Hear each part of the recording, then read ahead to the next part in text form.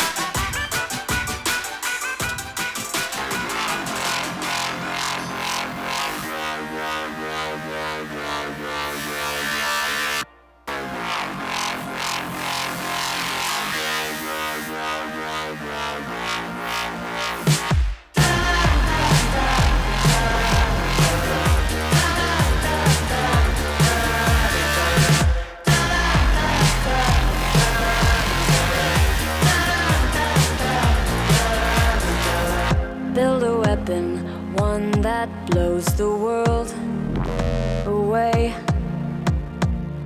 Build a rocket that'll come and take away us all.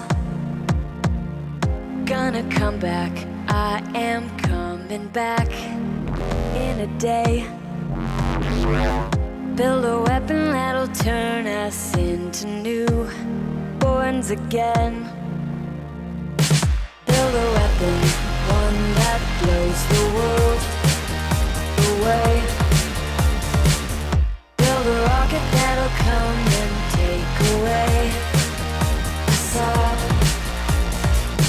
Gonna come back, I am coming back in a day. Build a weapon that'll turn us into.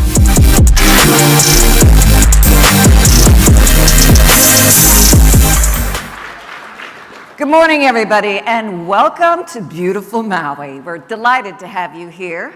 And I'm Penny Baldwin, the Chief Marketing Officer of Qualcomm. This is my inaugural Tech Summit event. But my colleague and partner in crime, Don McGuire, is a seasoned veteran, having attended all three Tech Summits events since its inception. We hope that you find this to be a really robust, substantive, jam-packed event over the course of the next few days. Absolutely. This is going to be a great event for everybody. Welcome back to our esteemed guests, over 330 of you, media, industry analysts from around the world, as well as the many, many, many people watching on the live stream. Again, welcome to Maui. Over the next 3 days, we are excited to share with you the here and now, making the impossible possible, and what's coming next. Over the next few days, we hope that you'll come away with a number of key takeaways. A new decade of wireless is here now, made possible by real 5G from Qualcomm, the company that invents breakthrough technologies that transform how the world connects, communicates, and computes. And at the very, very core of this technology breakthrough is our newest Snapdragon processor. Initially launched in 2007, this product has grown only more powerful and preferred year after year. In fact, according to our research, we know that consumer preference for this product, for this brand, has increased threefold in the last 5 years, which is an example of Qualcomm's constant and chronic commitment to innovation and execution. Well, that's no surprise to me, running product marketing. Snapdragon did power the first Android device back in 2007. And today, our tiny little dragon powers over 1 billion smartphones worldwide. Snapdragon platforms allow people to do more than ever they thought possible with a mobile device. And more importantly for the ecosystem, Snapdragon enables our partners to deliver experiences that defy convention, delight consumers, and define the industry. All rooted in high-performance, low-power computing and lightning-fast connectivity. And by no means is that easy to achieve. Continuously busting through this complexity has been essential since we depend on our phones and Snapdragon to access the vital mobile services that have become integral to our everyday lives. And our little dragon is now breathing fire well beyond the smartphone, providing incredible experiences from on your wrist to in your car. Just as Snapdragon revolutionized the mobile industry, it is transforming new industries like automotive, manufacturing, wearables, and healthcare. We firmly believe over the next decade will be more and more defined by Snapdragon. And as Snapdragon has spread its wings, we've made sure that the brand essence aligns with the demands of a new generation of users who require next-level experiences. These consumers have a strong desire to forge their own path, to be original, to be first. They need technology to be leading edge, to deliver what they want, where they want it, and how they want it. I'm excited to share with you how we plan to continue to connect Snapdragon to this new generation. To assist our partners in messaging the benefits of this platform and to define what's next.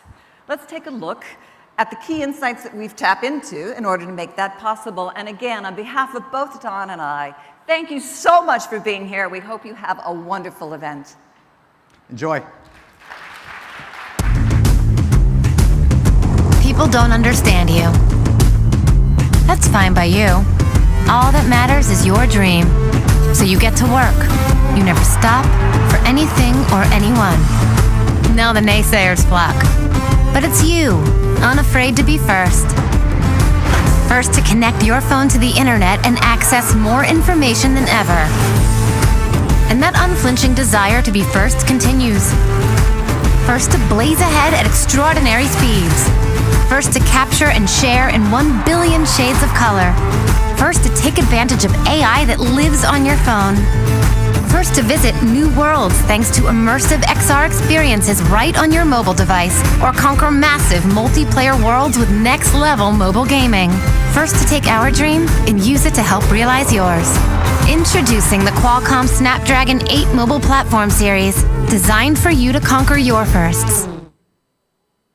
Ladies and gentlemen, please welcome to the stage the president of Qualcomm Incorporated, Cristiano Amon.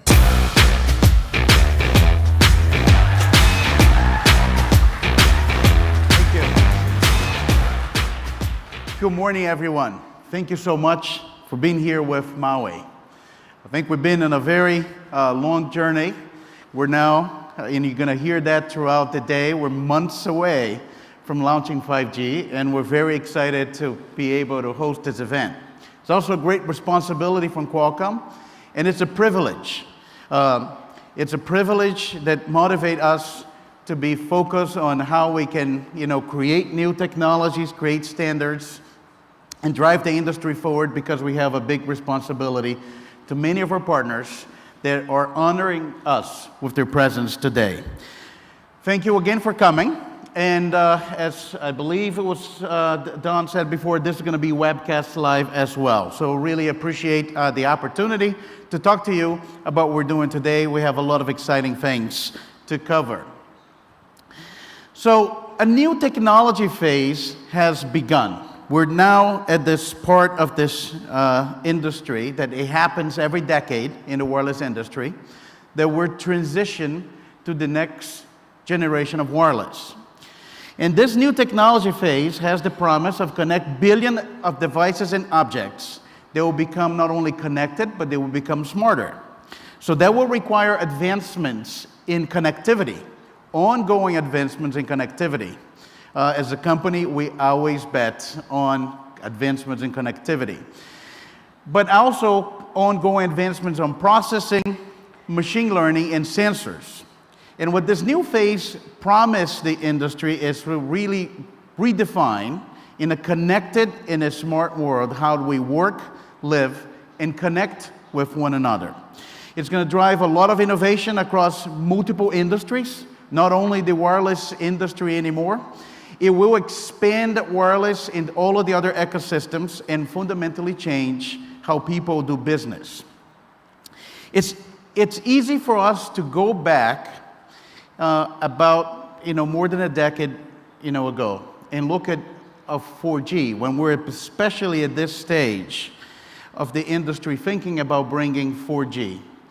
And we look forward, how did 4G change everything about the industry and everything about what we do?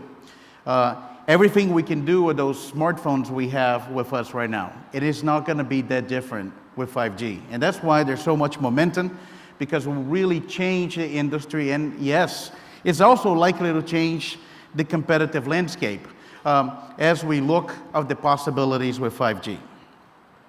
Now, one important message is this transition is different than the transition that we had with 3G and 4G. This will be much bigger. I like to provide an example when we look in the days of digital cellular, and a company like Qualcomm, an infrastructure vendor, an operator, a handset OEM, and the regulator, that was the industry. That was the entire industry. When we look at 5G, it's basically every other industry now understands how that technology will modify, their business. So this is why 5G is one of the most significant transitions we'll have. We'll drive a whole new cycle of innovation. will catalyze the development of new devices and device categories beyond the smartphone. And that's going to go across not only the consumer and the enterprise, but also multiple industrial segments. New services, new business model that will reshape industries and will fuel the creation of new industries, some yet to be imagined, with the potential of the technology. And we expect, as this technology gets deployed, will enrich everyone's lives. So again, this is exciting time because this has, we're right months away, and it has the potential to be one of the largest industry transitions that we had in wireless. And before we start the day today, we'll start with a very special guest, especially because this amazing place that we are and something very unique we're doing here and we'll talk more about during the day. So to get us, starting today, I would like to welcome to stage the Governor of Hawaii, the Honorable David Ige. Please thank you, David.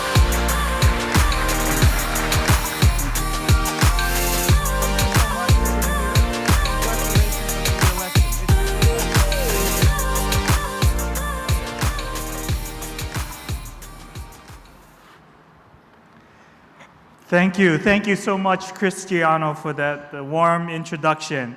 And thank you all for having me a part of the celebration today. I wanted to welcome all of you to the great state of Hawaii.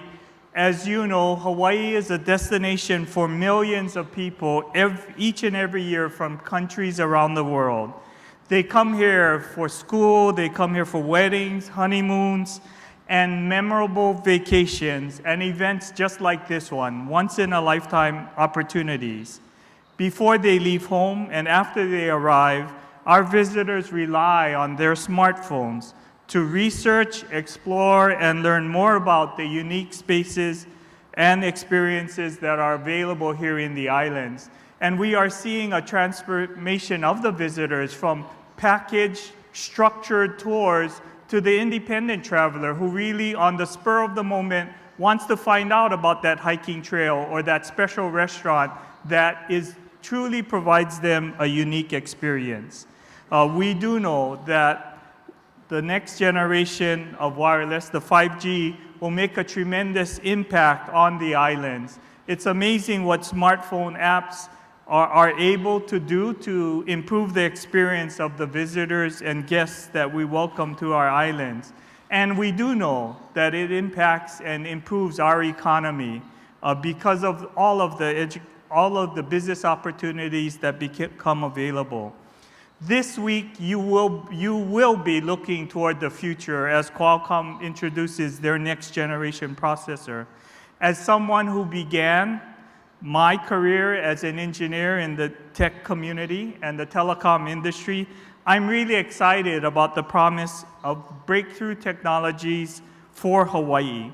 I know that Qualcomm has been at the forefront of innovation, and I'm excited to see what they have next for the future of 5G-powered future. I believe that 5G will accelerate the benefits of the mobile industry. 5G promises to impact many industries, growing the economic benefit beyond just the smartphone. It will impact on smart agriculture. It'll impact on conservation and preservation of our environment. It will mean more autonomous driving in vehicles. It will mean acceleration of artificial intelligence and machine learning. The impact of 5G networks will be expansive and impact each and every component of life here in the islands. As governor, I committed to 100% renewable electricity 2045, and 5G will help us achieve that measure. We are committed to autonomous vehicles and becoming a test bed so that we have a closed system here. We can enable different test beds and opportunities to test these technologies. Most importantly, the rate at which our residents adopt the newest technologies is faster than in other communities. You know, as a state made up of islands, we see tremendous impact on 5G in rural communities, especially for telehealth and telemedicine, allowing us to deliver the best quality healthcare to each and every community. And we know that it will have tremendous impact in education. You know, my passion has been our public education system and teaching our children to be innovative with technologies like 5G will be critical for their future success and the future success of these islands. You know, I'm very supportive of science, technology, engineering, and math education in our schools, and have been an advocate for growing Hawaii's technology sector and infrastructure so that we truly can become a paradise for technology. We want to give and ensure that our children have every opportunity to be successful in the 21st century. So as 4G has been important to the islands, I know that 5G will be even more important. I want to once again welcome you and wish you a fantastic week here in the islands, learning about the next generation of the future. Aloha and mahalo.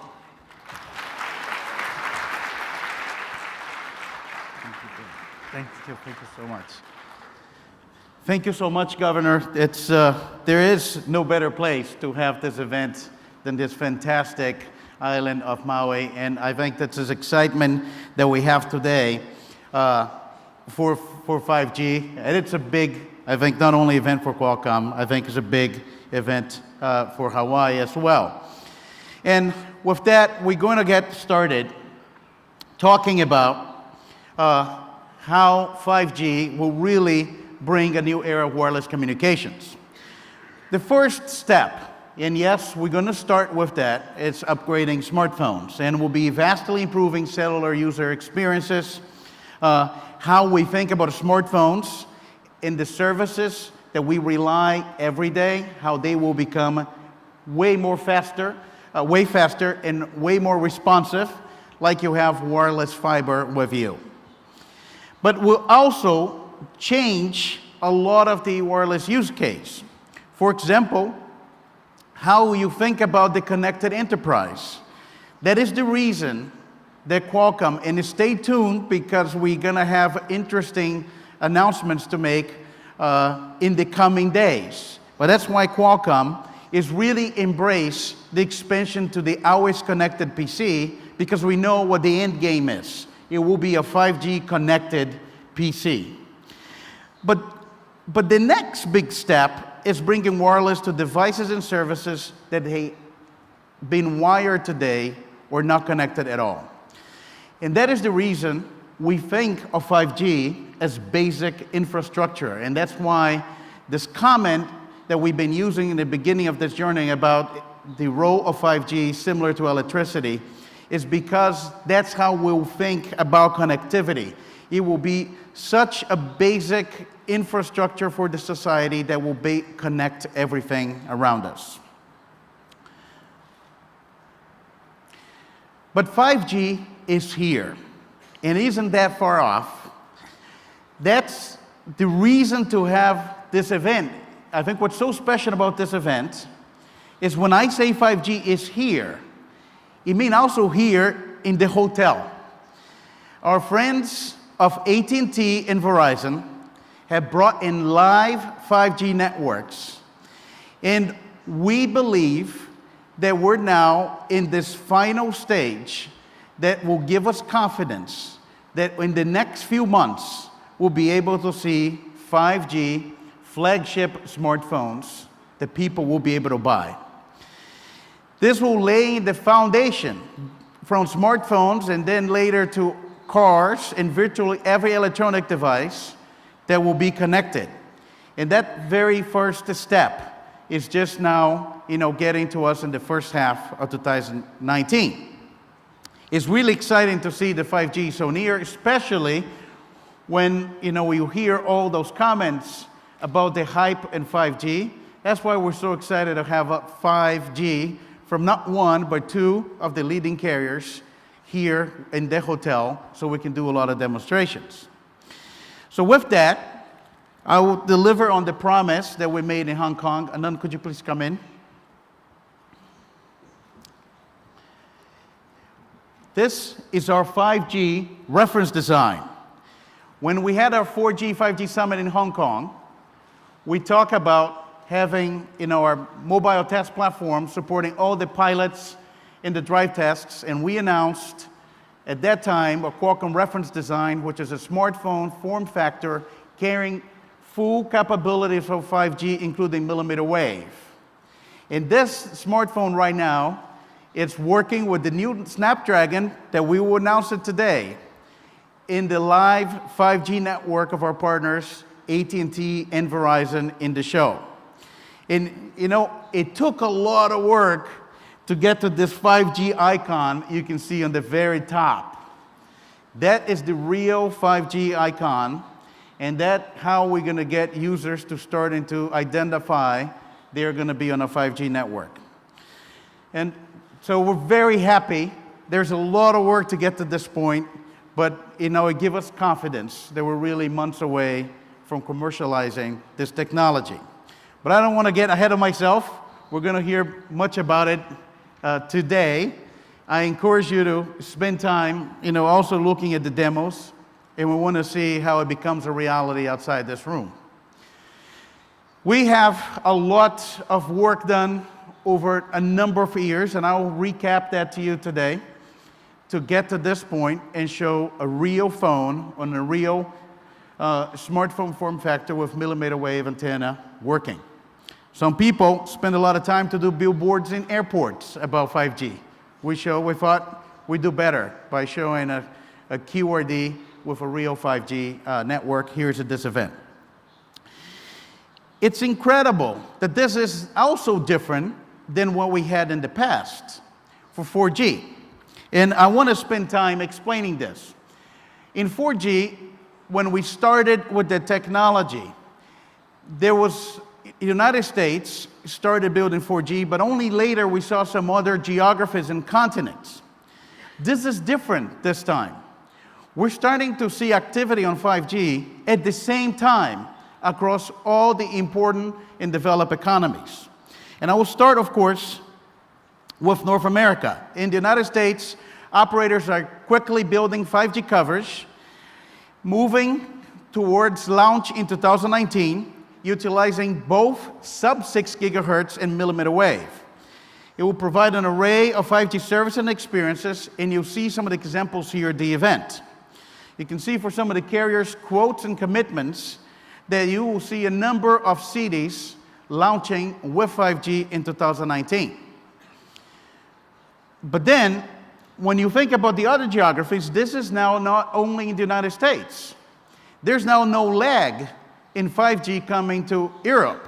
And in Europe, what started as just in the beginning, maybe because of some of the skeptics, as just a sub-6 5G, now we're seeing sub-6 in millimeter wave, how 5G was designed to operate across a number of operators. And we have commitments from operators, and you hear about them today, talking about how to bring 5G to a number of markets and cities in 2019. And we keep going. The next big one is China. And we saw the transformation that 4G did in the China market.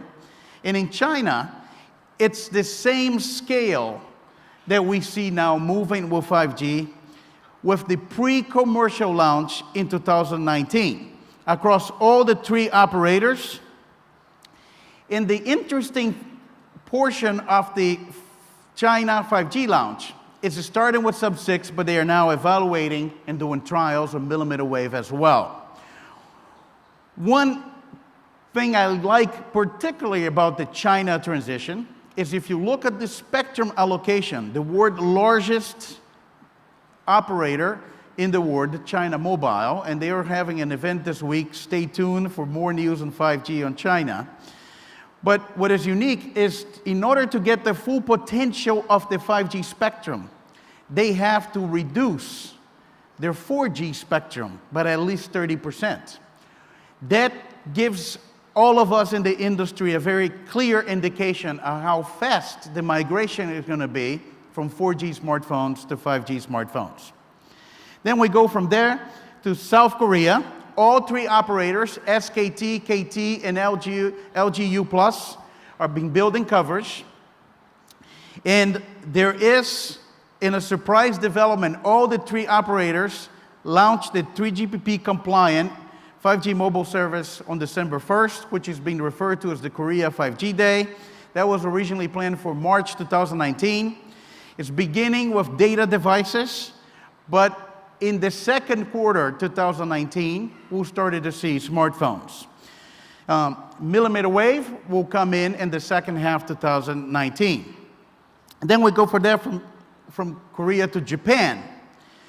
And Japan also looking into launching pre-commercial services in the second half 2019, auctioning 5G spectrum right now in the beginning of 2019. And we see that also in Southeast Asia and Australia. So here's the final message. 5G is so important that the entire industry is moving at the same pace for 2019 launches. And the understanding that this is not only about upgrading what is a mature smartphone market today, but also bring all the new business models and make sure the industry will be competitive with the innovation of 5G and artificial intelligence that goes alongside. And that's what's unique about this transition versus 4G. All the developed economies in the largest continents for the wireless industry moving at the same time. And we have to invent a number of technologies to fuel that innovation. It's a company that has been focused over the more than 30 years in our past to drive evolution in mobile technology. We see this as a great opportunity to bring our system-based innovation for this great technology shift.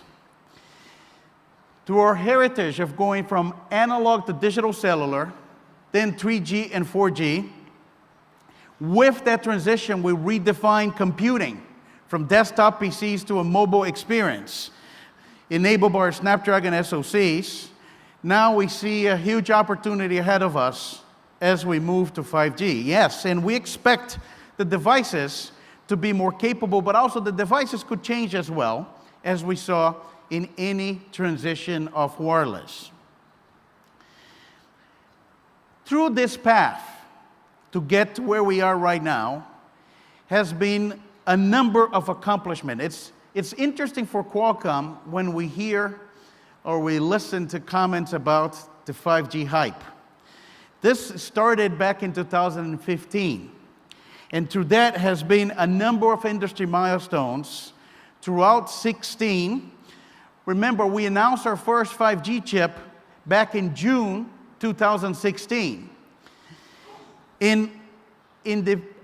As we go through that year, in February 2017, a small group of companies decided to accelerate 5G by one full year, and that drove the major accomplishment by December of 17 to complete the standard for the launches that we're going to see now in the first half of 2019.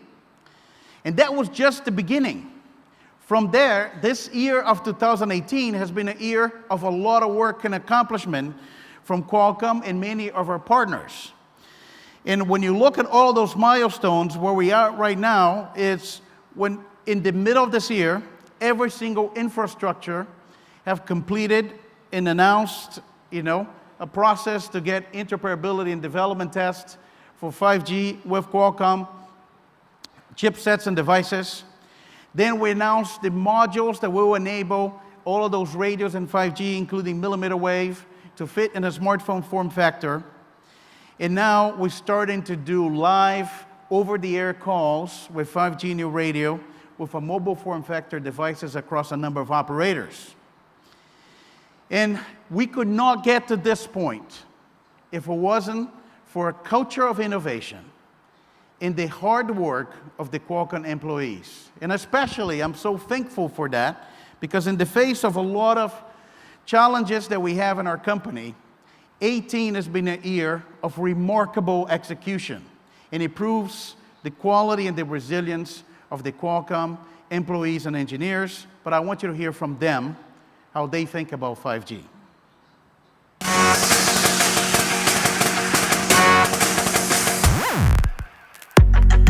When somebody says that something that we are working on is impossible, it makes me feel energized. It seems impossible at the beginning, but the team that I work for makes impossible possible. I look at 5G as an enabling technology. I think it's going to be a technology that is going to be fueling many other industries, many other revolutions and innovations in many fields. I've seen how 3G to 4G transition changed the world, and this is going to be even bigger than that.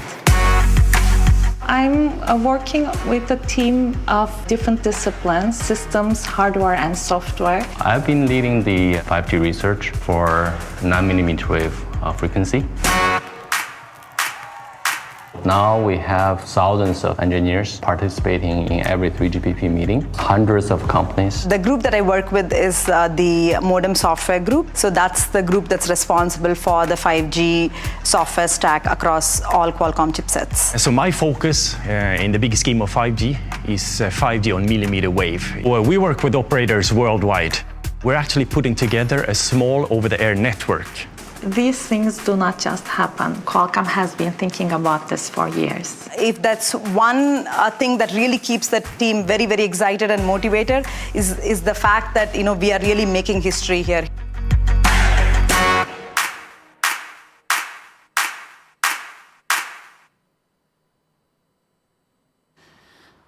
Thank you very much. This has been a remarkable, I think, year of execution for a company. We're very proud of what the Qualcomm team can accomplish. But this is now what I wanted to spend the time talking about, why 5G is a Qualcomm size problem. The expectations on the industry right now is very high. It's very high for the infrastructure, it's very high for the devices. We have a very mature wireless ecosystem, and the smartphone is our inseparable device. And the bar is very high of what users expect out of the smartphone and technology, especially if our jobs as we drive a new transition of wireless is to convince each and every one of you that you needed to get a 5G smartphone. And we start that journey with the networks. The networks in 5G are expected to deliver multi-gigabit data with ultra-low latency, and to have the capacity and the flexibility to support a diverse array of devices and objects beyond smartphones. And from smart cars to smart meters to factories and automation systems. And the technology has been developed to meet those extreme requirements of next generation services and application, especially devices that could not be connected to wireless because of reliability requirements. So it starts with an incredibly complex technology at the heart of 5G. And that's why we say this is a Qualcomm size problem, because you have multiple elements of complexity that require a system-level solution and innovation. It's easy to say that companies can have a 5G chip, but you have to really scale 5G across all of those use cases, all of those promises that we've been talking about it, all of those networks. So it starts with the complexity of spectrum. You have now sub-6 and every other spectrum of 4G that will be reformed. You have millimeter wave, which is a brand new spectrum for very high bandwidth. You also now have shared and unlicensed spectrum. You have FDD and TDD. It's going to be part of 5G.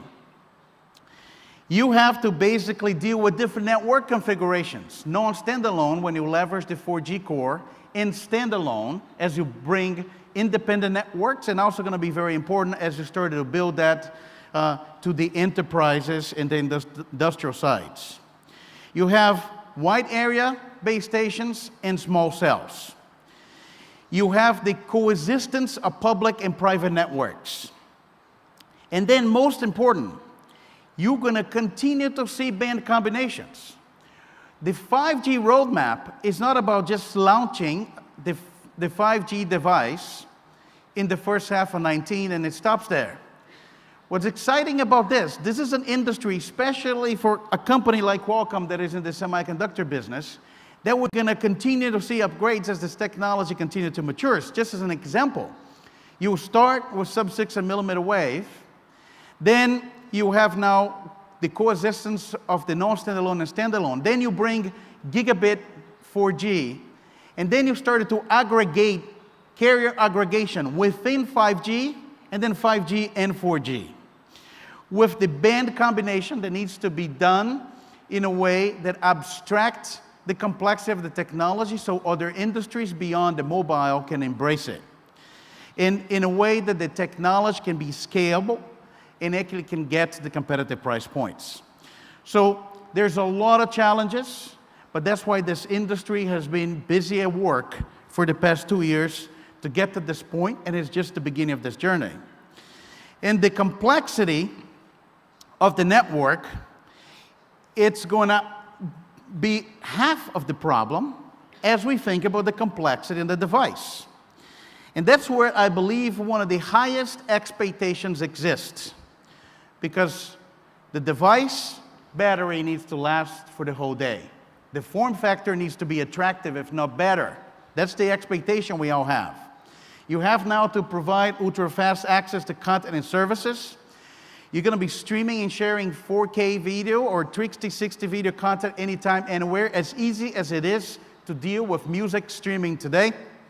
You have now to have gaming experience that make you forget you're not on a gaming console, especially as you take the capabilities of edge computing and edge cloud computing of the networks. And you have to move seamless across 5G and 4G networks. None of this is easy. And when we look at the challenges to build a 5G smartphone, is go from having the good link budget on 5G with good coverage and performance. How do you bring that much more technology, the millimeter wave patch antenna and multiple antennas, more band combinations, but you still have to deal with size and make enough room for the battery. Mobility, as you start blasting data in multiple gigabits of speed, how to get all of the energy out, have a faster processor, run machine learning, but still make the battery last all day, and deal with the complexity of now a very mature and multi-radio RF environment. So all those challenges are part of what it takes to get to a 5G smartphone. That's why, that simple moment, or have the QRD with the 5G icon and millimeter wave, it was a lot of work to get to this point. And that's why, we're so happy about that moment. And we're uniquely positioned to actually make that reality in smartphones in the beginning of the transition. All of those challenges, they've been addressed so that you could see announcements you saw within this week from all of the major carriers about the confidence in getting 5G smartphones out to the public in the United States in the first half of 2019. And this is the sentence that serves as our motto for 5G, especially for millimeter wave: making the impossible inevitable. And that's how we feel about millimeter wave 5G new radio technology in smartphones. And I go to a recap for you. 2015, it was about millimeter wave won't work. And we show millimeter wave with beam steering. Then it moves to, yes, but millimeter wave will only work if it has line of sight. And we show non-line of sight mobility in a van with full mobility with millimeter wave.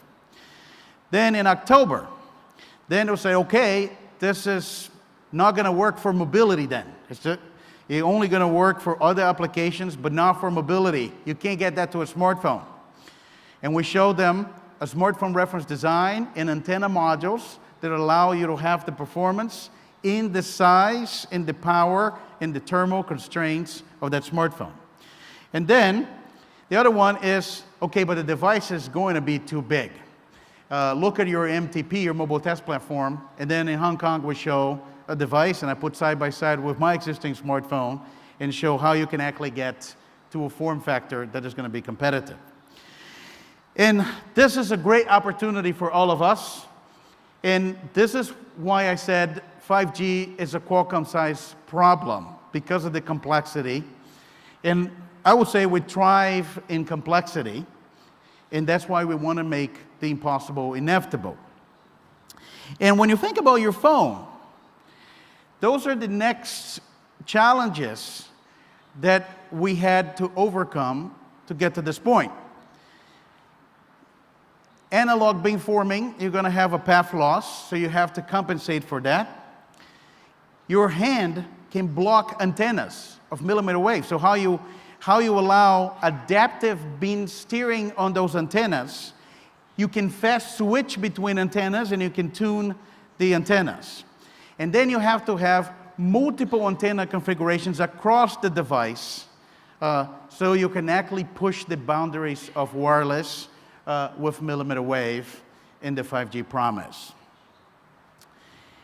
But to be a leader, it requires more than the modem, more than the baseband. And that is the reason for this moment that we made the decision that we needed to get into the RF business, because you have to have a completely different approach to RF with innovation. So to overcome this many complexities of 5G. As you think about multiple spectrum bands, multi-mode, carrier aggregation, antenna sharing, beyond what we have seen in the industry, we needed to develop a solution from the modem, from digital all the way to the antenna. And this done in a way that will support the exceptional requirements of building a smartphone. As part of that journey, that we announced are modules that you can actually have the ability to integrate millimeter wave technology in very small form factors. And in summary, it's no longer about what we can do, it's what we deliver today, so we can actually start with 5G, in the first half of 2019. Snapdragon X50 modem, the ability to do the RF front end with millimeter wave antenna modules, and then show all of this working into a form factor that you can take it to the field and optimize the technology and allow many of our partners to build their infrastructure and their devices. Of course, we can't do this alone. So this is the work of very tight cooperation with a number of industry leaders in the operator ecosystem. 5G will come through those great operators. They're making significant investment in that transition. It's one of the most significant transitions that will bring a lot of excitement back into the telecom sector. And we'll be working with them around the world in trials, in prototyping, and we're getting now to friendly users so that we can launch this. And beyond the operators, it's about an extensive partnership with OEMs. And you see all of the names on this page. It continues to expand. They are building devices, starting with this great, data broadband and smartphone opportunities, but the beginning of many other devices as we start to take 5G to other industries and new business models. And what we wanted to do today is to bring many of those ecosystem partners to talk to you about what they're doing, especially in this year that will start in 2019, which will be the 5G launch year. So I have a special guest for you. It's a company that have been working with Qualcomm for a very, very long time. And we'll talk to you a lot about the technology. It's our great pleasure and honor to introduce to the stage Verizon Wireless and Nick Palmer, Chief Network Engineer Officer and Head of Wireless Networks at Verizon. Thank you so much. Hello, aloha. How's everyone? It's such a pleasure to be with you. Thank you, Cristiano, for having Verizon here with you today. I'm anxious to talk to you about 5G, about how our industry is moving forward. But first, can we give just a little props to 4G? So 4G is serving millions and millions of customers today. And by the way, there's still a lot of innovation happening on our 4G network now and into the future. And a little tidbit for you. You're not going to get a great 5G network without the best 4G network. So keep that in mind. Okay, let me talk to you now about 5G. So 5G absolutely promises to transform the way that we live, work, play, and learn. And it can impact every industry, every vertical, our global economy, and frankly, our global society. The demos that you will see here today are just a glimpse into that future. You know, a year ago, we would have been talking about 5G in the future. And now, we're able to use the present tense when we're talking about 5G. And building this 5G ecosystem, Cristiano talked about it, but it requires collaboration. It requires collaboration between Verizon and technology partners like Qualcomm, between Verizon and device manufacturers and infrastructure providers like Samsung and Motorola and Ericsson, all of which are here with us today, and with 5G innovators. And you will see some really cool people doing some really innovative things in the demos also here with us today. And Verizon has been the convener of many of those partnerships. And we did this purposefully to accelerate the development and deployment of this fascinating next generation of wireless technology. It's been over 2 years ago now that Verizon created what we called the Technology Forum. And this community of companies, many of which I've already named, together helped develop a spec that evolved into the 3GPP new radio spec that we all know and love today, that was issued in almost a year ago, December. And that's why that work, that collaboration, that is why we can talk about 5G solutions in the present tense today. 5G solutions like Verizon's 5G Home product, that is an offering that we actually launched in October in 4 cities in the US, Sacramento, Los Angeles, Houston, and Indianapolis. So 5G customers there today are enjoying the benefits and starting to realize the promise that 5G offers. And not only was this the first 5G live commercial network in the US, it was the first one in the globe, and we're very proud of that. It's built on our millimeter wave spectrum, and this 5G ultra-wideband network is just tailor-made for bringing high-speed broadband service into the homes of these digital-first customers, and it supports the continued growth of streaming video, connected homes, remote working, advanced gaming, and much, much more. So this massive bandwidth, gigabit speeds, single-digit latency, this is all coming to life first in our 5G Home product offering. And, the way that we think about things is that with new technology like 5G, there is definitely a first mover advantage. We feel like we have a first mover advantage clearly in our deep engineering expertise that we have in Verizon, a first mover advantage in our fiber assets and our deployment philosophies, and a first mover advantage also in the strategic partnerships that we have created. There's another first mover advantage, and that's millimeter wave. And if Cristiano didn't convince you how millimeter wave is working, I thought it would be nice to show you from engineers that have been working and testing and frankly, just exhausting this technology for frankly, a long, long time now. So let's roll the video and you can take a look for yourself.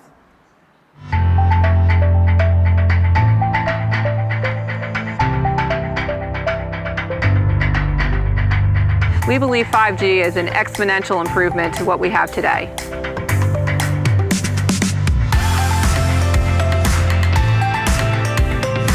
In millimeter wave, we have a massive amount of bandwidth. We're seeing testing speeds of over a gigabit per second, as well as extremely low latency.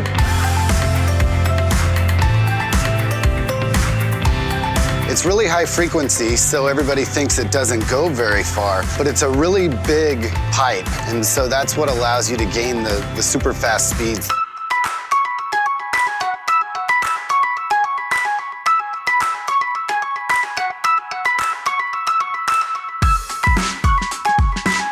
We're here on top of this parking garage. We're 3,000 feet away from our radio node. The cool thing about this is we did not move the radio node. It's pointing down to serve the customers in that area. But here, even 3,000 feet away, we're still getting gig speeds.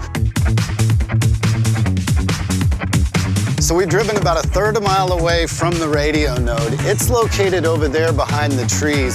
We're still getting very good speeds, even though we have foliage in between. Our radio node is tucked in behind those apartments over there. The signal is actually bouncing off of the buildings. Even at this distance, with non-line of sight, we're still getting almost a gig. We're here doing our in-building tests. This right here is our CPE equipment.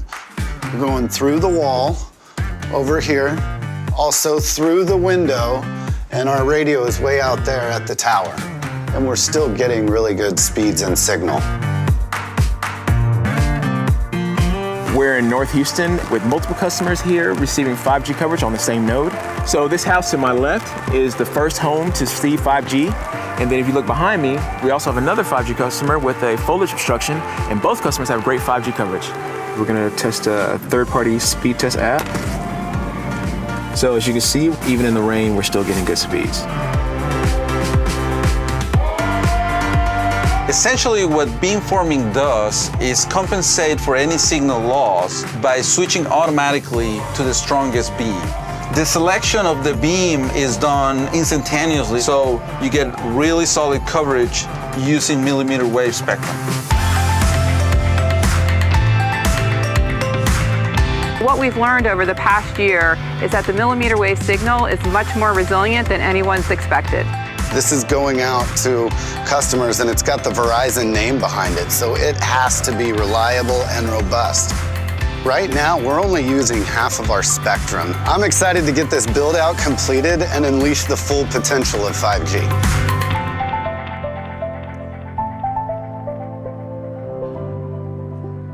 Okay, so I hear some claps.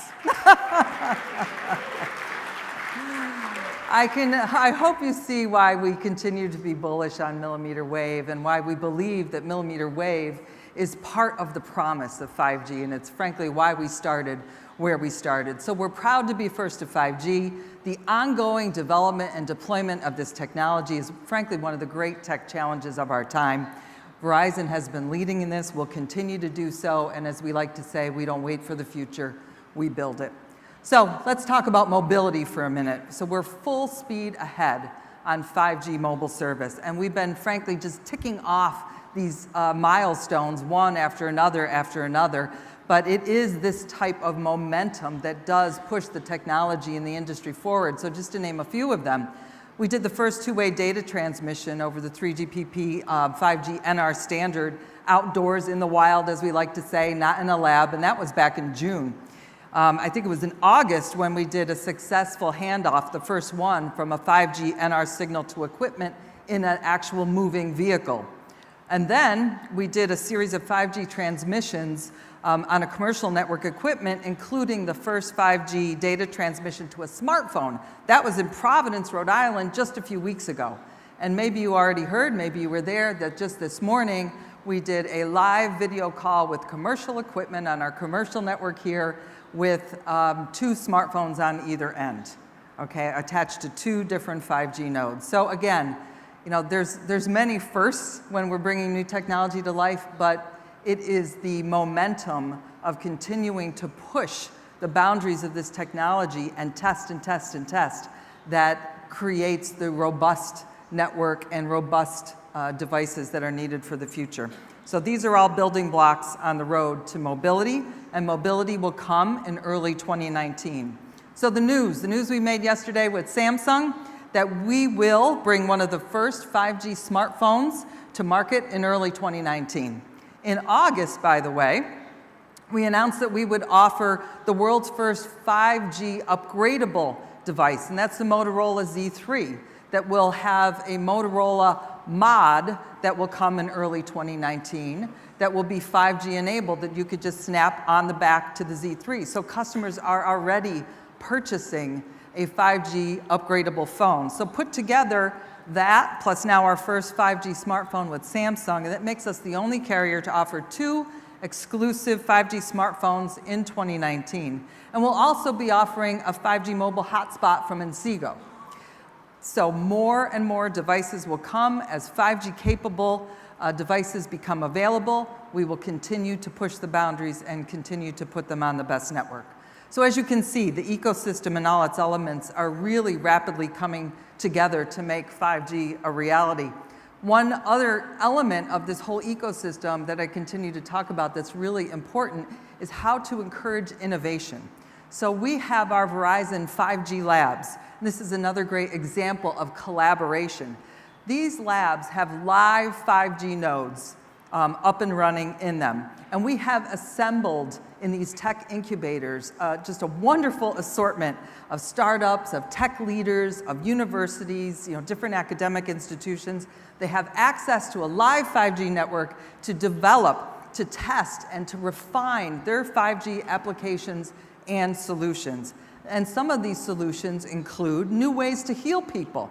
So you've heard a lot about telemedicine. You'll see a demo today which takes it to a very specific example about remote physical therapy. So please check that out. How about transforming education through immersive and distance learning? This is something that is important to me personally and to Verizon, and this technology has great potential to do more than just bring the person in a distance learning environment, to learn, but actually bring the environment to the classroom in a different way. Taking cloud gaming to all new levels. You'll see a bit of that as well. And developing truly mixed, immersive, augmented, VR type of applications. And this becomes then the platform that will hit every industry and multiple use cases. So we currently have these labs right now in New York City, in Cambridge, Massachusetts, and in Waltham, Massachusetts. We are expanding that. In just a few weeks, probably by the first of the year, in Washington, D.C., we will have a lab opened up. And then following, we have L.A. and also the Bay Area. So many places for this incubation to occur. And each of these will be focused on a different vertical, such as robotics or immersive entertainment, and things like that. The DC location, for example, will be focused on applications for first responders. So we shouldn't forget that this great technology can really aid people that put their lives on the line every day to help others. So this 5G ecosystem is expanding and evolving as we speak, day by day, week by week. It is an incredibly exciting yet complex process, and that process requires vision, it requires commitment, and it requires deep collaboration. As a company of engineers, which I am proud to say I am one, we get very excited about pushing these boundaries of technology with our partners and bringing it to life for individuals and for businesses. And with all of the firsts that I mentioned, there is still so much more to come because we are just in the infancy of the 5G technology stage. And frankly, we can hardly imagine what today's innovators have in store for us all tomorrow. It's up to all of us to empower them, to help them to dream and to experiment and to create together. We are incredibly excited and thankful to be a part of this event. and really anxious to bring 5G to life for everyone. Thank you.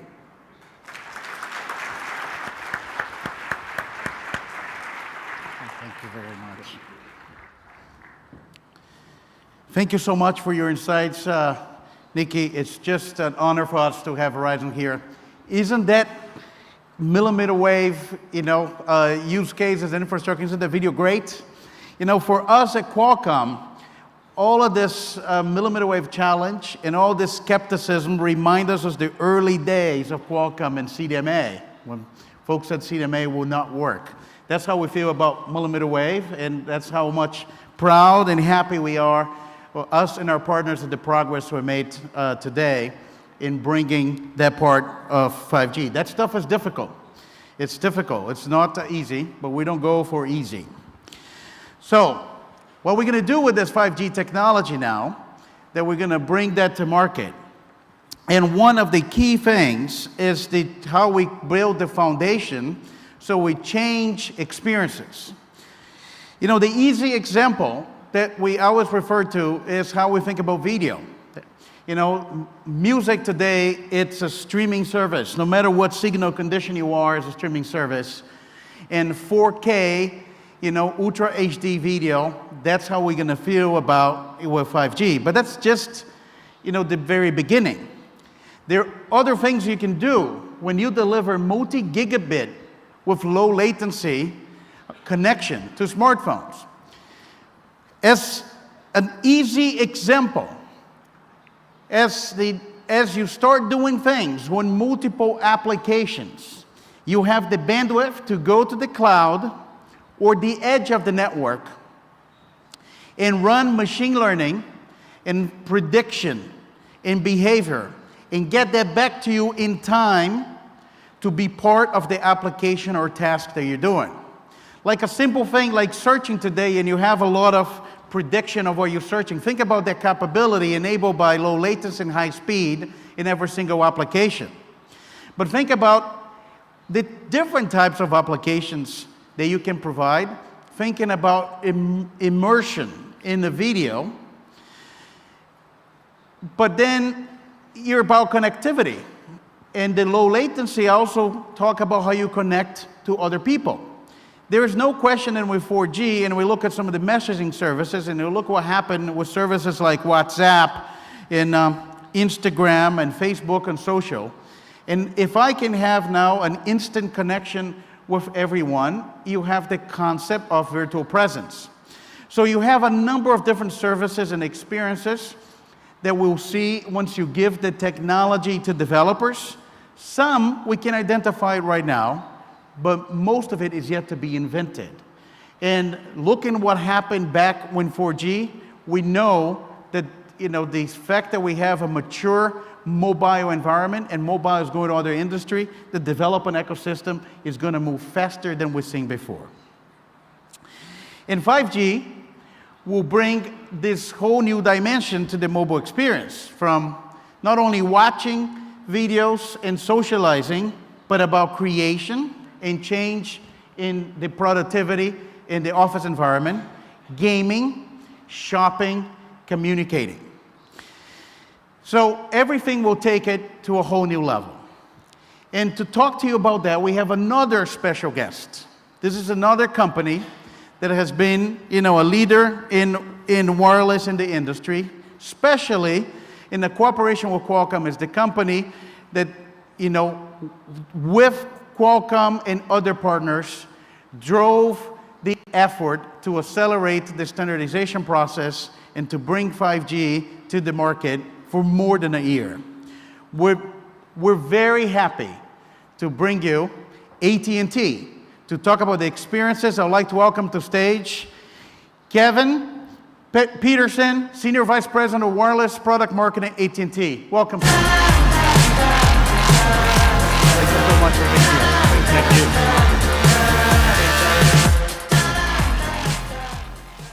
Game-changing, revolutionary. Those are two words you hear a lot of times alongside 5G. Well, makes sense, right? When you think about the promise of 5G, right? We talked a lot about it today, but it truly does unlock new experiences, immersive entertainment, how we interact with each other, things, new business models, revamping existing business models, ultimately having an impact on society if you think about telemedicine, first responders, education. There's a lot of merit to the promise. So revolutionary, game-changing, unprecedented, alongside 5G, seems natural. One minor detail, you got to pay off on the promise. What does that require? I'm going to spend my 10 minutes less about the technology and more about the ecosystem and what has to come together in order to pay off on the potential. So, again, delivering 5G, executing on a promise, realizing the potential, requires an entire ecosystem. More so than at any other time in the evolution of wireless, if you look back. Right? The ecosystem, as I've defined it here, in a very simple way, has got to come together. 5G's core capabilities, when you think about greater speeds, greater efficiency, lower latency, higher reliability, ability to support massive IoT on their own are impactful, significant in their own right. Together, as the foundation of an ecosystem that cuts across not just device, network, but software, developers, creators, and even customers. If you think about the level of interaction that's going to be required to unlock the benefits of these advancements in technology at the pace and at the depth we need in order to deliver an experience, to meet a challenge that we haven't been able to meet before, or just to create an experience that was never thought about, it was possible before. It's going to take this entire ecosystem. And we are confident, and we think it requires a company that isn't just a wireless company. We think it's a company that needs to be very well-rounded. Content is important. Direct access to content, enterprise relationships, deep developer ties are just a part of the equation that has to come together in order to make this ecosystem work, right? And work at an accelerating pace. But we're confident, right? Again, if you think about the interplay between continuous advancements in technology, partnerships both new, existing, or partnerships we haven't even dreamed of, right? This ecosystem in and of itself needs to be driven and be driven in multiple ways in multiple areas. We feel AT&T is at the right place at the right time to make that happen. And when you think about the innovation that will come out of this ecosystem, innovation for innovation's sake is a waste of your time. Innovation channeled to be applied to deliver on a goal is what moves us ahead, right? Well, that's how we're thinking about it. And what I thought I'd do in my 10-minute slot is talk a little bit about how we're thinking about use cases. How do you take this burgeoning ecosystem with technology, new, existing, different levels of partnership, and actually apply it to a set of use cases or think about, thinking about the future and driving it forward, okay? So let's do that. So, enterprise. Quite frankly, we expect the first instances of 5G in a real way to come in through the enterprise door. We believe so in that you are giving these businesses the ability to capitalize on new opportunities, create new business models, address critical challenges that weren't deemed, they never thought they could before. They weren't deemed probable before or cost effective. So I've given you a few examples. These are very pragmatic, straight down the middle examples, but I thought a good teaser for the time we have today. So broadcasting. This is 5G in a box. Portable, temporary 5G platform used where needed and when needed, eliminating the significant costs and effort to create a temporary wired network. And on top of that, you start thinking about, I can get there when I need to get there, I can do it in a cost-effective way, and I can deliver on a streaming 360 video that really, we picture golf here, that bring golf, take it to a new level and engage a customer in a way or a consumer in a way they've never been engaged. Smart manufacturing. We're trialing right now with Samsung and really rethinking about how you take technology and you improve mobility, performance, and efficiencies within a plant. You think about safety, monitoring conditions, as well as improving machinery performance, just to name a few. But again, it's productivity, it's empowerment, and ultimately it's an economic equation that I think is going to help drive this forward. Retail, real quick, it's twofold.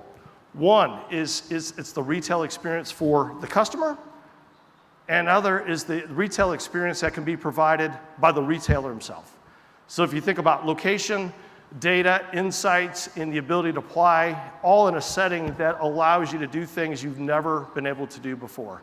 Shop on your terms in a way that you had never been able to experience, as well as be served in a retail store in a way you've never been able to be served. Not on here is IoT, right? IoT, I cut across, whether it's you think about a service industry or so, but it's video surveillance and tracking. It's drones inspecting and delivering. But I look at it and say it's cost without compromise, right? It's security, it's reliability, it's the ability for a first responder to get there without having to be there, and so forth. But again, enterprise segment goes first. I believe this technology is key to unlocking value, both if you think about what they're doing or how they're conducting business today, as well as new opportunities in the future. So consumers. Consumers are always looking for more from their connectivity, and we expect 5G to deliver just that. Not only by enhancing the things we do today, and I think Cristiano mentioned it briefly, is out of the gate, 5G makes those things you're doing today better. Could be social media, shopping, interactive maps, but it's elevating your experience in a very not so subtle way, but in a way that allows it to seem very useful, very practical, and very part of your everyday routine, but it brings you into the 5G umbrella. By taking your current habits, your current daily activities, and making them better. Making them more impactful, making them more enjoyable, making them more immersive, making them just something that they have never been. I'm giving you a few examples here. Again, these range, but virtual presence. So imagine attending a concert virtually, and being there without being there, and even attending with a friend across the country at a concert in a different location and being able to view that concert. Gaming, this is an easy one. People talk about untethering gaming. So I give you flexibility, mobility, as well as the ability for immersive experience, a more immersive experience, which brings me to the last one, entertainment and education. So again, it's being able to shadow your favorite character in a show, or take a virtual vacation anywhere in the world. What you get back down to this is consumers are looking for more. 5G is set to deliver more. You got to go back to the ecosystem and look at the relationship between developers, content creators, networks, devices, and how do these come together in order to deliver on and pay that promise? Bring somebody in and delight the consumer. In closing, a lot of firsts have been talked about, right? AT&T is taking a holistic, a very aggressive, and I think a tried and true approach, if you will, to 5G, meaning continued fiber leadership. 5G evolution technologies deployed in 400 plus markets. LTE LAA now in 31 markets. Software-defined networking, of course, standards-based mobile 5G, which we announced, first, just several weeks ago. And speaking of first, 18 was a year of first for AT&T. The first wireless 5G data transfer over millimeter wave on a live 5G network. World's first mobile 5G internet connection over our mobile network to the first 5G device. And guys, this was back in October, right? It's first in a timely fashion. And that's not all. We'll be bringing 5G, mobile 5G, to 12 cities across the US this year. If you look out to 2019, it is about momentum, and it's about 5G evolution. It's about expanding our mobile 5G footprint very quickly, as well as bringing 5G capable smartphones to market, right? To complete the experience. So, you know, again, guys, it's bottom line for us. It's not just about one element of the ecosystem, but it's about the entire ecosystem.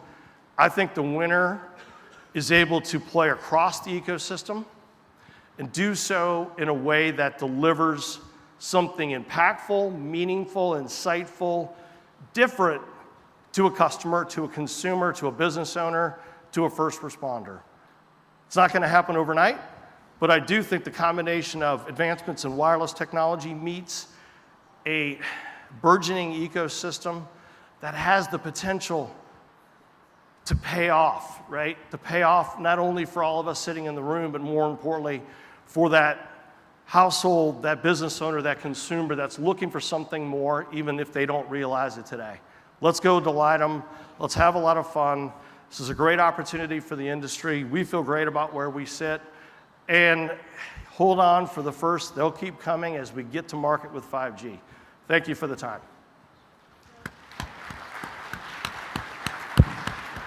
Thank you so much. Much appreciated. Thank you so much, Kevin. Thank you, AT&T. It's great to be working with AT&T about the 5G service and experiences. I really would like to take a moment to express our gratitude to both Verizon and AT&T for their leadership in 5G here back home and for bringing those live networks that we could have it, you know, today here in Hawaii. We're really excited about all the activity with 5G in the United States. As we think of the network deployment, 5G is really about including multiple technologies. We're talking a lot about millimeter wave, but sub-6 and LTE will both play a very important role in the 5G deployments. Millimeter wave and Wi-Fi will serve very dense urban areas when high throughput and greater capacity is required. Sub-6 will provide coverage beyond dense urban areas to extend 5G services. We also will see reforming of 4G spectrum. And LTE will provide essential capabilities as 5G is rolled out. That's why the upgrade to gigabit capable LTE that we drove, you know, in the past couple of years become essential for the deployment of 5G. As you start to build the coverage, you have 5G devices and you have handovers to that. The 5G is also needs to be deployed in a way that can enable the rollout of those new services. So we talk a lot about what's happening here back home, but I would like to do now introduce another special guest, which is also somebody that had been working very close with Qualcomm for many years, and my friend, Fotis Carones from Everything Everywhere, the mobile operator of BT. Welcome, Fotis.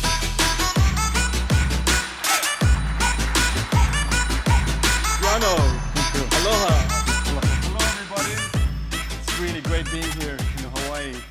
And you know, Cristiano, it's been a great decade, you know, great, fantastic years that went, you know, and still running. And I think I have an idea why. You know, I have a lucky charm I want to show you. I always keep it, a lucky charm. And there it is. This is the Snapdragon that made 4G happen. Snapdragon that made this great decade and a great partnership, Cristiano. And I really want to thank you and your teams for a great collaboration. Do you think this can take me to the future, or do I need more? Why don't you do this? Let me give this to the Qualcomm Museum.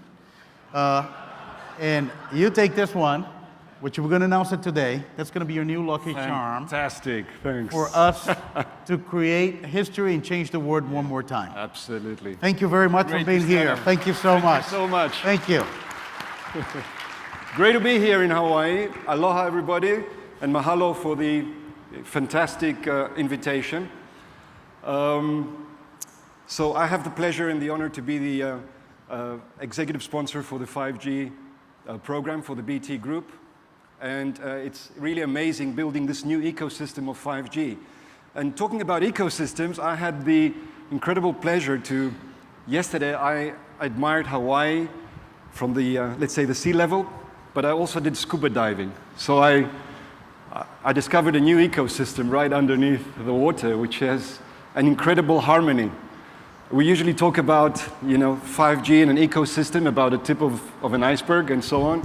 Being in Hawaii, I felt that it's the harmony of being in a fantastic environment underwater showed, the brilliance of this island and the ecosystem of fantastic nature and environment that is right under.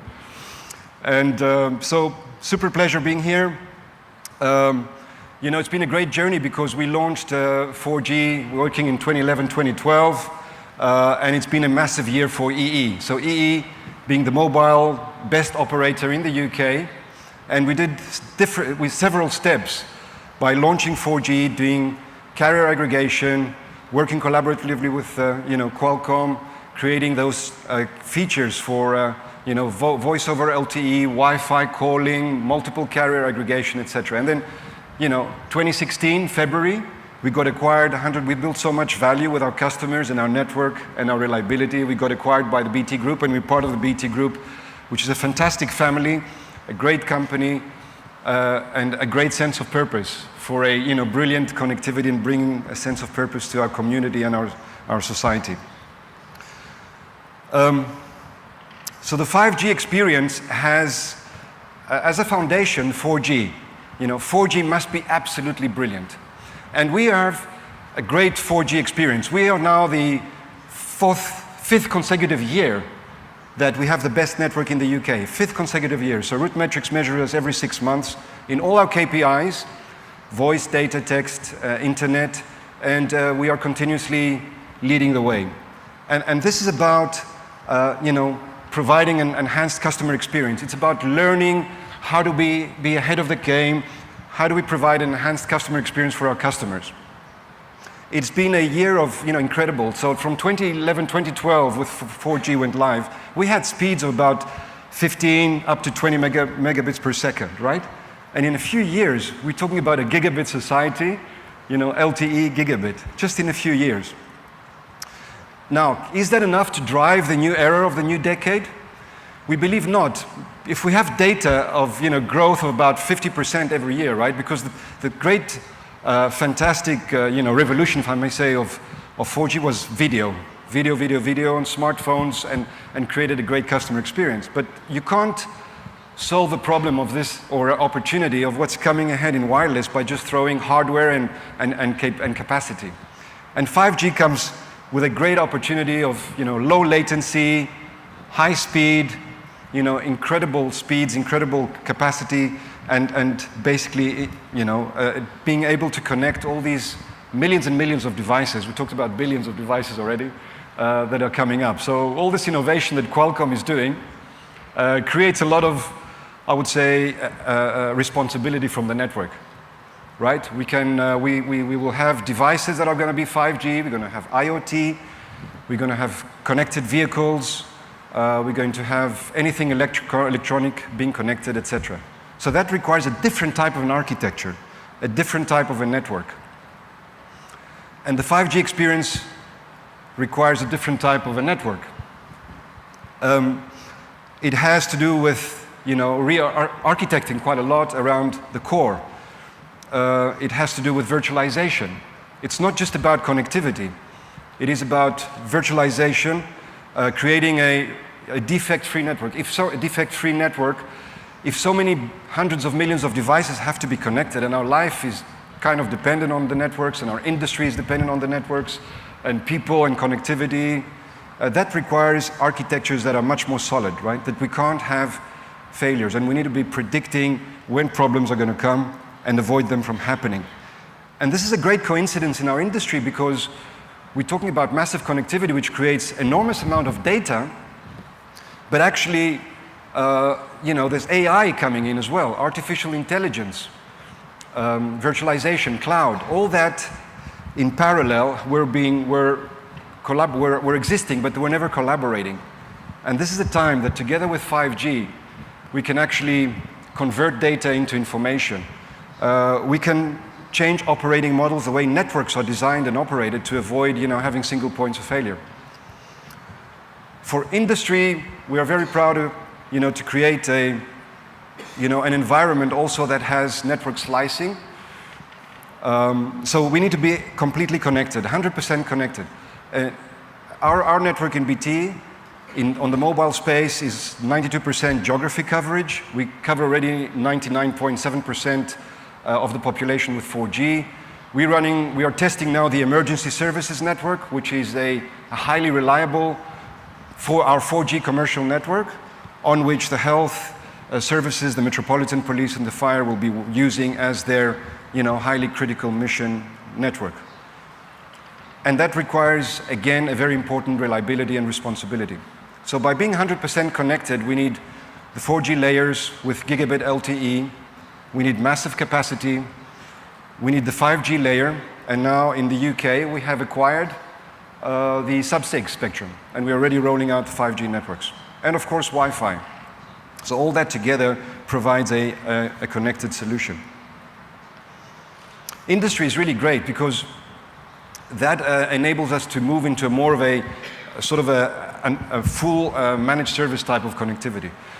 Now, just to go back into the the first type of rollouts that we're doing, we have understood that about 1,500 of the sites, believe it or not, 1,500 sites of a total of about 19,000 carry 25% of data. That's a massive amount of data. So these are the sites that we're going to go first for 5G. It covers 15% of the population in terms of like households, but basically that's where people commute and collaborate, And just to go on the industry again, there's a massive opportunity around industry by just putting a 5G and a converged connection into different manufacturers, public sector services, health organization, etc. Because there's a very big need of flexibility in the workplace where you need to be wireless, you need to be constantly connected with very high speeds and to create that environment of mobility, not only outside, but inside the workplace. So 5G in 2019, this is the plan. So we were in the first wave of these innovating operators. Innovation is our DNA, but also reliability and fantastic execution. We want to deliver a great customer experience, an elevated customer experience to our customers and our enterprise partners. So in the UK, the four capitals, which is London of England, Cardiff of Wales, Belfast, Northern Ireland, and Scotland, Edinburgh. We add Birmingham and Manchester. These are the very big metropolitan areas. And to that, there is another additional 10 cities, so altogether 16. Bristol, Coventry, Glasgow, again a very big city. Liverpool, Newcastle, Nottingham, Sheffield. Some of these areas are very highly industrial areas for manufacturing, so there's opportunities for us to connect and to provide an exceptional experience so that we can start these so-called use cases. And there's a lot of use cases that we actually identified, and we still have to identify. And it is important to, that we are perceived as a reliable partner, a reliable network, and therefore 5G has to be, it gives that credibility, building on a reliable network. Just to illustrate is Canary Wharf. So I had a coffee about 3 months ago, somewhere on the 35th floor. Canary Wharf is practically the financial city of the UK, but also, we'll say, of Europe. All the biggest, best brands, banks, whatever, consulting companies. There's a big shopping center, shopping mall underneath. There's about, at least 150,000 people working there and about another 50,000 visitors. So I said, let's put a box there, So this is a container, and we put a 5G site connected to the live core. And that was just 2 months ago, and we showed incredible speeds. This was like connectivity for fixed wireless access, so a router and 4G inside, as well as a first mobile test device, Incredibly how the form factor has changed in a few months, The first sort of 5G device I had was the size of a fridge with all the, the antennas and the modems and the CPEs and the memory and all that good stuff, And then a month later, it's shrunk, the size of a device of today. Incredible, and this is where we are today. So two types of use cases. One is mobile devices, and the other one is fixed wireless access. And with fixed wireless access, actually, by having carrier aggregation, 5G, coming in, as well as the 4G carrier, you can actually have an incredible Wi-Fi experience in the office and being very, very, fantastic broadband, right? So you don't need at that particular application, you don't need a 5G device necessarily. You could do it now. You could test it with your laptop, with your 4G device, and you can have speeds of 600, 700 megabits per second. Incredible, groundbreaking. So these are the things that we did, and I actually stayed there for about 2 months, and I saw about 96 companies, and everybody's gave me so many ideas, these big corporates, these big international companies, of what they could do with 5G. How could they transform? How could they change? So it's not just about making calls, because we did celebrate making a call. But I think calls are around for about 180, 60 years now. It is more about, when Bell, right? It was Alexander Bell that did the first call. And it's all about the applications, the technology, the different use cases that you can do with 5G. Connectivity is basics, of course, but there's new applications that are coming up with, immersive experience, like me being underwater in Hawaii and seeing this fantastic, ecosystem. And I would, you could revive that in a video and live inside that, et cetera, et cetera. So immersive technologies, augmented reality, where you can actually move and understand the products that you're looking at, and connected cars. So there's huge variety of opportunity. And we are deploying now, continues to deploy in all areas. This is East London.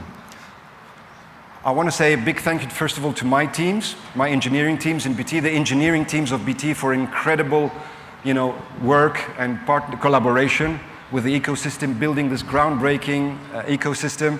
And huge thank you to Qualcomm. These are, very important milestones in my heart, and I think the Lucky Charm helped.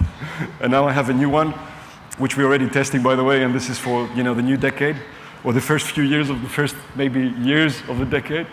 But we did, broadcasting, for example, is previous speaker talked about, Gavin, about broadcasting. With 5G, you can do incredible broadcasting already. You don't need big cars and trucks. But we did all that stuff with 4G. We were the first to launch gigabit LTE, again with a Qualcomm device, etc. So the future is an amazing future. It is a future of, being bold, being in the front. Don't be afraid to change the world. Confront barriers and convert the impossible rather to possible. It's always possible. I'm a genuine optimist, and I really thank Qualcomm for sharing the vision. And I'm really proud to be here today. And mahalo, and thank you very much indeed. Thank you for your time.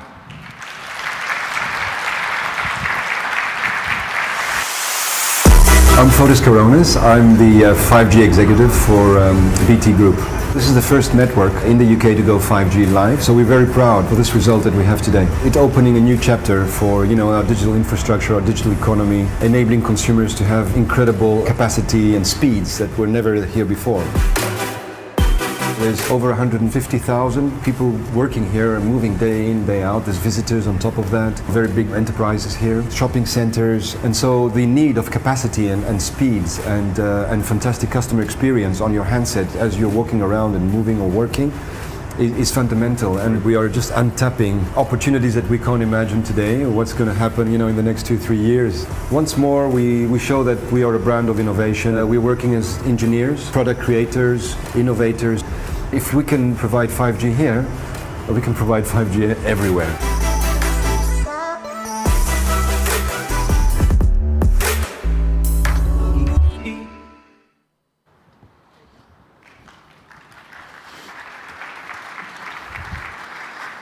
Thank you so much, Fotis and EE, for those insights. It's really exciting just to see the number of markets they're going to be launching in 2019.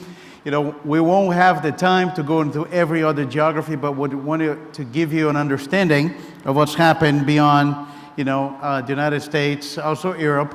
And stay tuned. I think there is an interesting event on China Mobile in the next couple of days. So it's going to be a lot more news about 5G. The smartphone will remain the essential device, and it is at the center of our digital lifestyle. And 5G has this mission to bring the smartphone to a whole new level. And that's this event in Hawaii. That's the event when we announce every year our premium tier Snapdragon chipset. What will make it so special this time, because that's the mobile processor that will be in the 5G smartphone as we launch 5G. And what we want to do is to give you an idea of what that processor will allow you to have in your 5G device, in your smartphone experience. We're going to share a video with you, and after the video, I'd like to welcome to stage my friend. We've been working together for more than 15 years, Alex Katuzian, the Senior Vice President and General Manager of our mobile business in Qualcomm, and he will have a very exciting announcement to share with you today. Thank you.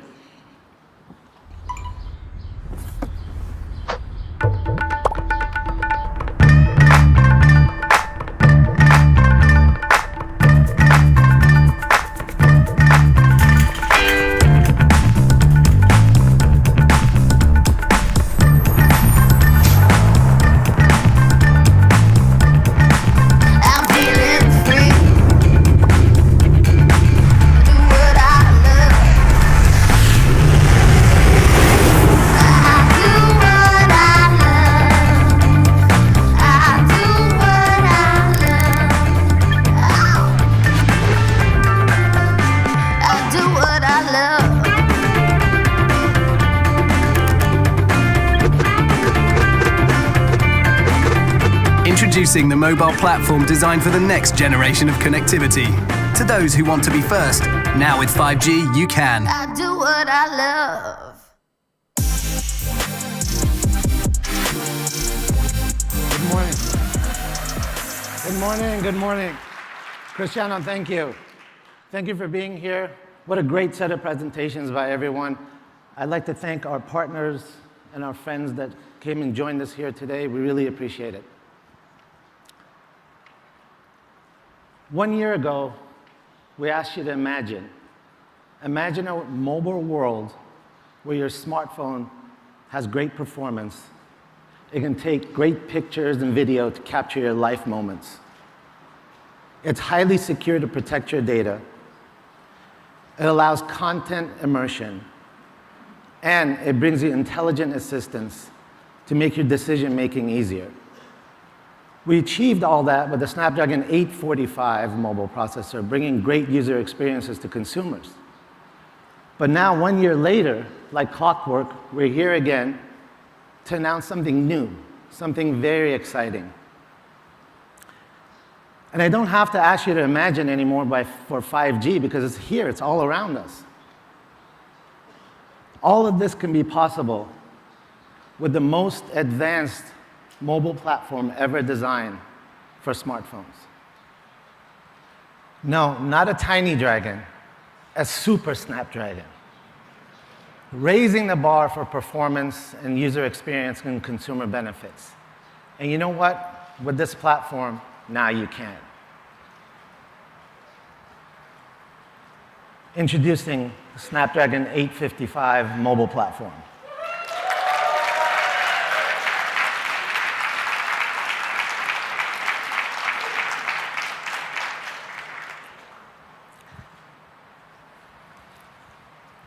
So the 855 mobile platform will enhance the user experience a great deal. And we're going to do it with our 5 core tenets of system design. First, connecting the world with the fastest, most reliable 4G and 5G modems.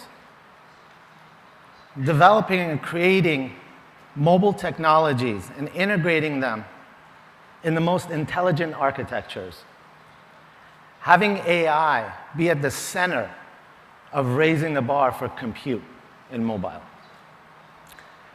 Stunning photos and video because consumers capture so many moments of their lives. And being able to get immersed in all of the entertainment that the mobile platform has to offer. We're going to talk about a few of these today, but this is just a small glimpse of what you're going to get on day 2, where my colleagues are going to detail out why the 855 is the greatest platform ever made for mobile. So let's get started with AI. The 855 platform will push the capabilities of AI with our 4th generation AI engine.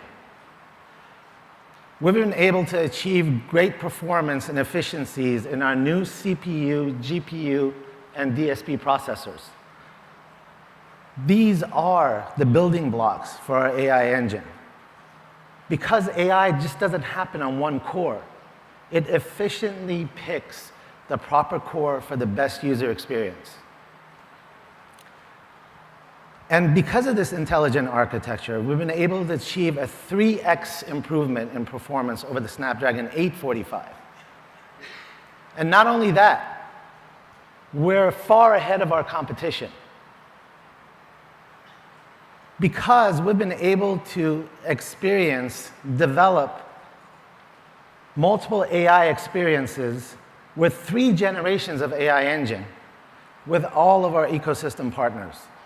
And now our 4th generation AI engine is clearly 2x ahead of a recently announced 7-nanometer competitive SoC that is Android compatible. Yes. and thank you. And significantly ahead of another 7-nanometer SoC that was announced before that. No quizzes, I know you know who they are. So our intelligence extends itself into our camera solutions. We're adding a lot of smarts into our image signal processor. And by doing that, we're enabling the world's first computer vision ISP. That's going to change the way forever that consumers are going to take photos and video. We're actually adding computer vision hardware into our ISP, and along with the AI engine, it can now recognize who and what you're capturing.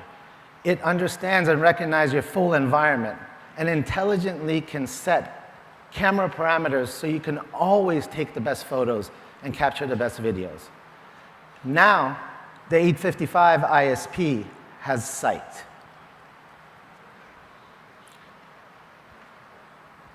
Security and biometrics have been integrating into mobile platforms at a rapid pace. So that's why, along with the 855 platform, we're announcing the world's first ultrasonic fingerprint sensing solution for mobile that's designed to go under the display.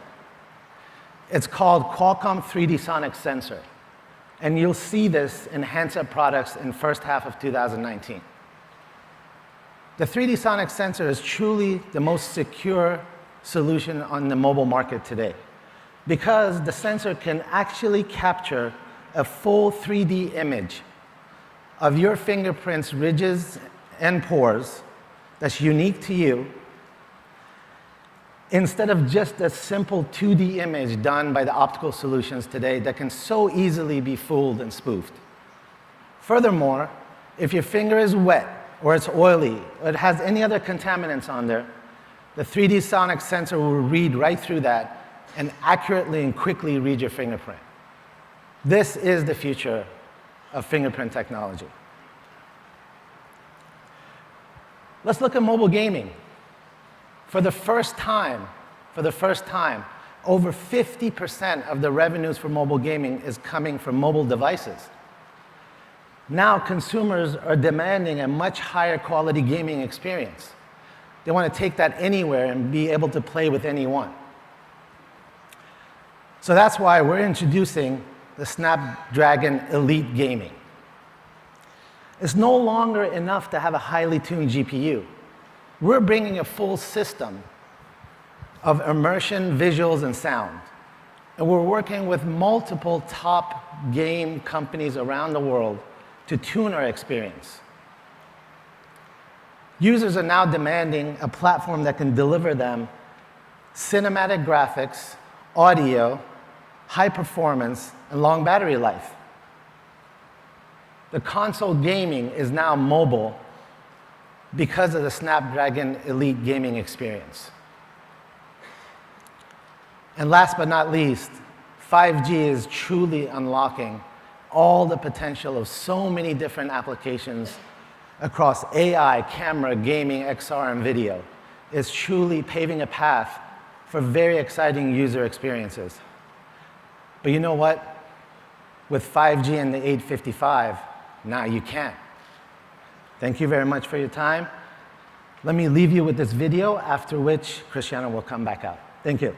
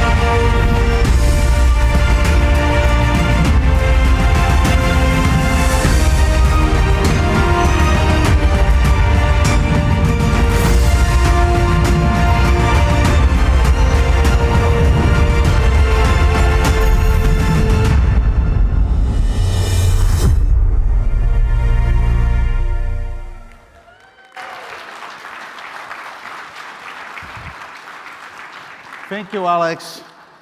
This is the first day, and there's so much more that we're going to have to share tomorrow with the details of the 855.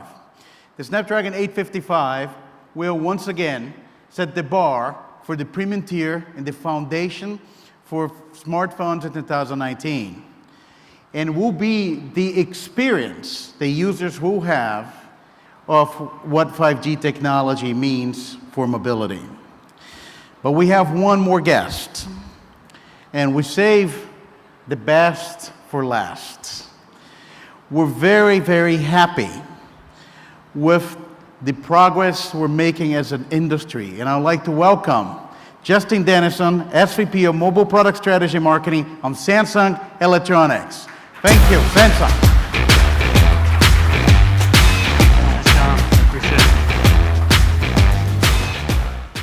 Thank you, and thank you, Cristiano. At Samsung, our primary goal is to help consumers do more of what they love. And part of that is our vision for connected living, where we want to bring together billions of devices seamlessly and intelligently to enrich people's lives and make it easier. This will benefit consumers, communities, industries, and governments. And we believe 5G is fundamental to that. It will be the underlying technology that helps enable this for the future. Because 5G is more than just about 5 bars. Much like the first transatlantic flight changed the pace of how we communicate and collaborate, so will 5G. It will bring together people and ideas like never before. It will be the connective tissue of the fourth industrial revolution, transforming nearly all sectors of the economy and the fabric of society, perhaps as we know it. And with 5G, Samsung will do what we've always done. we will turn radical ideas into real possibilities. Our leadership in 5G is built upon a 35-year heritage of designing and engineering network solutions, and our unique position in participating in nearly all parts of the ecosystem, from networking equipment to the personal devices that people enjoy every day. And our 5G platform is built on 3 core principles: openness, innovation, and security. As we have in the past, we've been first to market in many key technologies, such as the building blocks of 4G. And with our defense-grade NOC security platform, we continue to be a trusted partner of government agencies, industries, and mobile network operators around the world. The same will be true in 5G, where we've already been first to earn FCC approval for commercial 5G products. And we're helping to lead the standards so that the entire industry can have wide-scale deployment of the 5G technology that will transform our lives. Of course, we can't realize this vision of connected living fueled by 5G alone. We continue to work openly with our technology partners and network operator partners around the world to make this happen. For instance, with Verizon, we supported the first 5G commercial broadband service, piloting it earlier this year and then launching in Sacramento and Houston.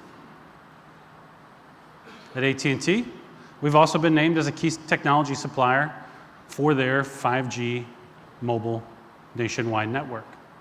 And we recently announced that we're working with AT&T in our manufacturing facility in Austin, our semiconductor manufacturing facility, as a testbed for 5G innovation. At Sprint, we've worked together to deploy massive MIMO solutions that are 5G ready and expand their existing LTE capacity, giving them an easier path to progression to 5G. And of course, we continue to expand our partnership and collaboration around the world with global partners. For instance, this last weekend, we just announced our support for the first mobile 5G network launch in Korea. Of course, what I'm very excited to talk about today is bringing the power of 5G into the palm of your hand. With Qualcomm and our carrier partners, we're going to bring one of the first 5G smartphones in the US in the first half of 2019. It's powered by the Snapdragon 855 chipset that Alex just told you about. And it will unlock new and exciting use cases like hyper-downloading, hyper-streaming, and other high-quality interactions. So, for instance, we can enable you to make a 5G video call to friends or loved ones across the world with crystal clear picture, nearly flawless audio, and no lag. If, for instance, you're getting ready to board a flight and you just happen to want to download, a year's worth of your favorite streaming show into your device, you can do that as you're walking on the plane instead of remembering to do that hours before at your home before you left. These are just a few of the many use cases that will transform the way people live and interact with the data and information that they love. So I encourage you to visit our exhibition zone, where you'll see an early sample of our first 5G smartphone. And what you'll see there is, for the first time, a 5G device working in a live 5G network. This is significant. Up until now, we haven't seen that. We haven't seen a live environment with a live device operating. This is a key proof point as we build towards deploying mobile 5G technology and putting it in the hands of consumers next year. So as we approach this vision of connected living powered by 5G, life will be transformed. It will change the way that we travel, the way that we work, the way that we interact. It will fundamentally change the experiences in our lives. And like I said before, we couldn't do this without the support of our partners, so I want to thank Qualcomm, Verizon, AT&T, EE, Telstra, and others. There's many, many partners around the world that Samsung's working with to really drive towards our vision of 5G and connected living. And so as we realize this vision, Samsung wants to make it clear the goal of this enterprise is really to help the consumer, you the consumer, do more of the things that you love. So with that, I'll say thank you, and we'll roll the video, which will show a little bit of our manifesto on how we see the future developing. Thank you very much.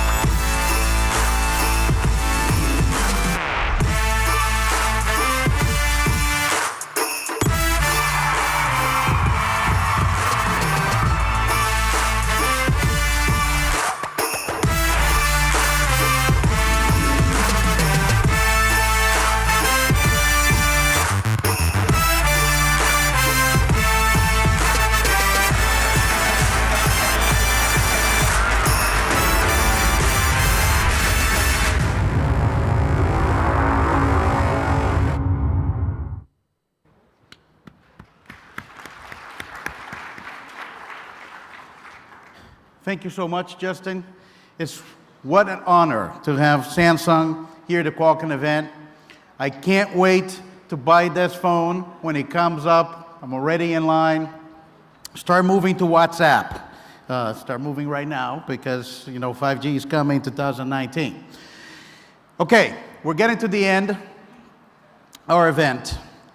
And what I would like to say, there's a lot that is happening right now in 5G with a lot of hard work, with a lot of partners to make that reality and create the next decade of innovation in wireless.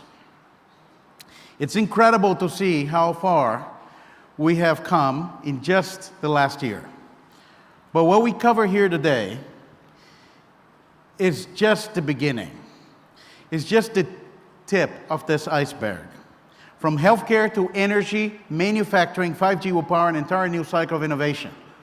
It will enable new business models, new services, new way to engage customers, and it will bring the evolution of artificial intelligence and machine learning that will rely on that connectivity with the cloud with very low latency. It will create new revenue streams, improvement in productivity and efficiencies, and will provide the foundation of what is the new wireless edge. It will also lead the creation of whole new industries and services that are yet to be imagined. And we're working across the ecosystem with our many partners to make this possible. Qualcomm has worked relentlessly to drive the development and commercialization of 5G, inventing the many breakthrough technologies that will fuel this area. I know we packed a lot of information this morning. Hopefully you're all that excited about 5G as we are, and especially about the Snapdragon 855 that will power the first 5G smartphones. This time, next year, we'll be talking about the amazing services, devices, and experience powered by 5G. And thank you so much for being here. Please enjoy the rest of the event. Thank you.